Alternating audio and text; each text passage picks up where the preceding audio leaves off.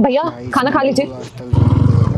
ओए राहुल, तू आज काम पे नहीं चलेगा क्या? साहब मेरी बहन की शादी नहीं हो पाएगी क्या? अरे शादी क्यों नहीं होगी? धूमधाम से करेंगे हम तेरी बहन की शादी। नहीं हो पाएगी साहब। लड़की वाले दहेज में 5 लाख रुपए मांग रहे हैं। शादी टूट गई। साइकिल देने की औकात नहीं है, 5 लाख रुपए कहाँ से लाएंगे? इसी चिंता में काम पर जाने का मन नहीं कर रहा है। अब आप ही बताइए साहब, क्या करें?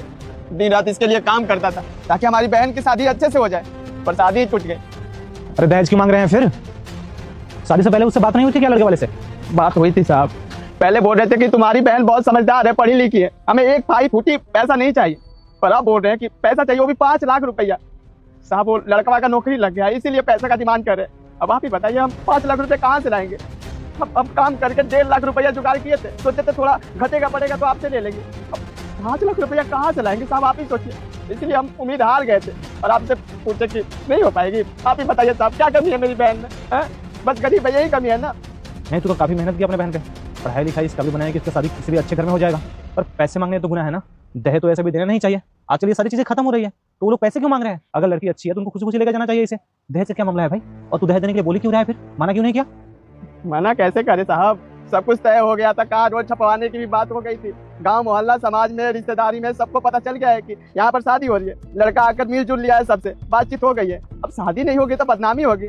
अब ये सोच रहे हैं कि 5 लाख रुपया कहाँ से आएगा? देखिए, आप लोग बड़े लोगों के बीच मुझे बोलना तो नहीं चाहिए, लेकिन मैं आप लोगों के बीच बोलना चाहती हूँ, उसके लिए माफ़ कर दीजिएगा। जब भैया हमको बताए थे हमारा शादी फिक्स हो गया तो हम सारे रिश्तेदार को कॉल करके बोल दिए थे। वो आपको तो मालूम है ना कि बचपन में ही हमारे माँ बाप छोड़ के चले गए थे।